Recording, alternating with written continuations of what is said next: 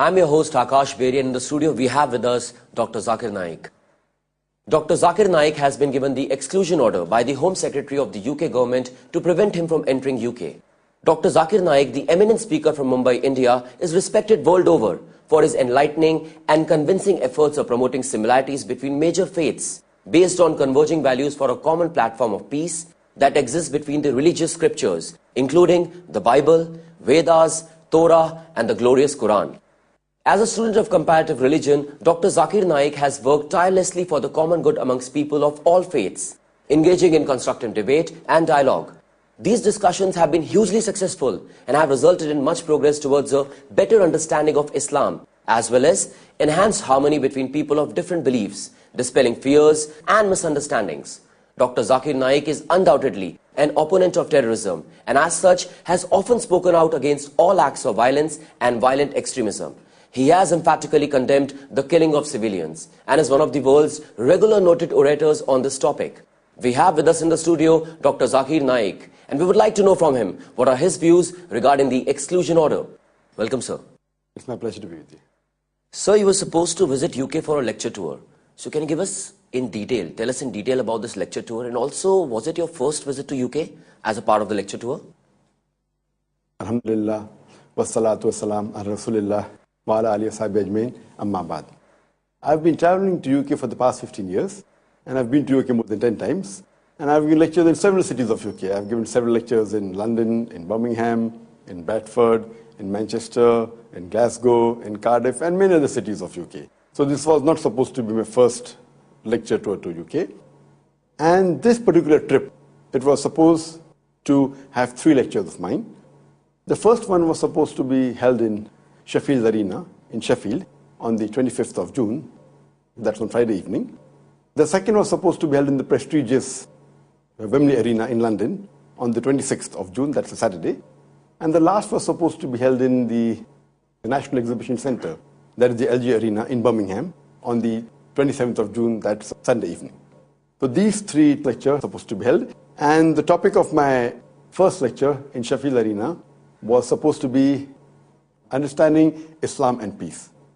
And the second lecture in Wembley Arena, the topic was Universal Brotherhood. And the third lecture in Birmingham NEC, it was supposed to be Freedom of Expression and Islamic Perspective. So, could you also tell us what is the background of this exclusion order which has been served to you by the British government? It actually initially started, there was an article that came more than 2 weeks back on 30th of May 2010 in a newspaper by the name of Sunday Times.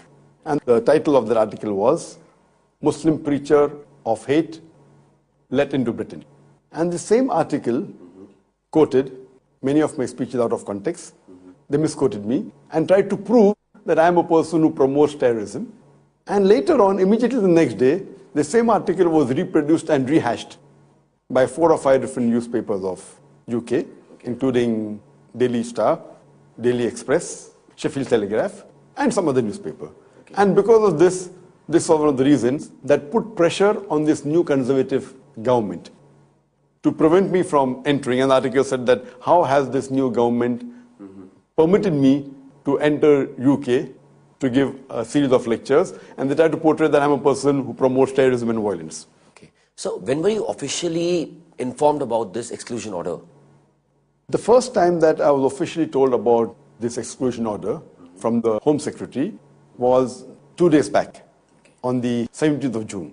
And this order was passed on 16th of June. And I received a phone call early in the morning, day for yesterday, that is the 17th of June, from the British High Commission, telling me that I got a letter from the Home Secretary of UK, and she has excluded your entry into UK.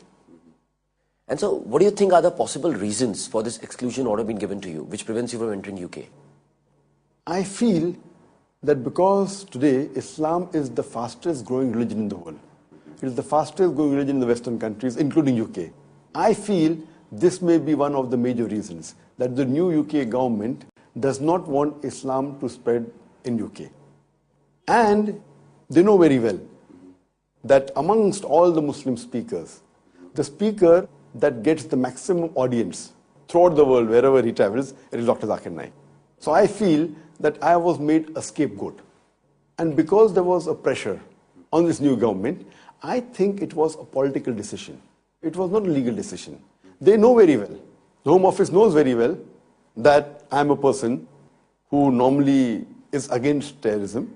I'm a person who speaks against violence. I think it was a pressure on the new government because they used to always oppose the previous government, that why do they allow Muslim speakers to come in. So now because of this article that came in the newspaper and there was political pressure, they were forced. And what they did, that they quoted me out of context. And they killed two birds with one stone. First, they prevented the true message of Islam to spread in UK, and they don't want Islam to spread. And secondly, because of misquoting me, they try to prove that I'm a person who promotes terrorism so that they can prove to the world that this government is against terrorism. So I think it was a political decision. So according to the few press releases, the UK Home Secretary has prevented you from entering UK because of the following statements, like every Muslim should be a terrorist, and the statement supporting Osama bin Laden, and also Western women make themselves more susceptible to rape by wearing revealing clothes. So what are your comments on them? As far as the three statements you have mentioned, only two were mentioned out of the four that they gave reasons in the letter which excluded me. The first one is absolutely out of context. As far as the second statement is concerned, of me supporting Osama bin Laden, it is again out of context and it is manipulated. And the third statement wasn't mentioned in the letter which they told me. Okay. So, according to you, which are the statements which actually the UK Home Secretary found objectionable? And could you also clarify each one of them? Well, I feel that what she has given in the media is different than the letter what was presented to me. What was presented to media is just one statement. And the official exclusion order which I received from the Home Secretary by hand delivery, I'll read it to you, it's verbatim. The Home Secretary has considered whether, in light of this approach, you should be excluded from the UK. After careful consideration, on 16th June 2010, she personally directed that you should be excluded from the UK on the grounds that your presence here would not be conducive to the public good. The Home Secretary notes that you have made the following statements amongst others. And she has pointed out 4 statements from my lectures which she finds as objectionable. And inshallah I'll give reply to each one of them. The first statement that she found objectionable, it's in quote, as far as terrorist is concerned, this is my quotation, what she has given. As far as terrorist is concerned, I tell the Muslims that every Muslim should be a terrorist. What is the meaning of the word terrorist? Terrorist by definition means a person who terrorizes. When a robber sees a policeman, he's terrified. So for a robber, the policeman is a terrorist. So in this context, every Muslim should be a terrorist to the robber. Every Muslim should be a terrorist to each and every antisocial element. I'm aware that terrorist more commonly is used for a person who terrorizes an innocent person. In this context, no Muslim should even terrorize a single innocent human being. The Muslim should selectively terrorize the antisocial elements. And many times, 2 different labels are given to the same activity of the same individual. Before any person gives any label to any individual, for any of his actions, we have to first analyze for what reason is he doing that. Now, reading in context, I don't have to give any clarification that I'm not promoting terrorism. I'm saying very clearly that no Muslim should ever kill any innocent human being. What she does, she picks up a statement of mine out of context and says, Dr. Zakir Naik says, every Muslim should be a terrorist. It's absolutely out of context. Okay. Because I give in the context and she knows the context. But to the press, she is only mentioning one of my statements. But in my letter, she gives the context. The reason I feel is that if she gives the full context in the press, it would be obvious that I'm not promoting terrorism. But she knows that I'm going to challenge this exclusion order in the High Court of UK.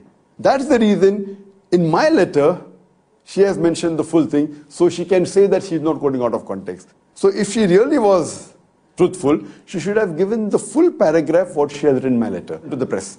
Because the paragraph clearly states that terrorist means a person who terrorizes.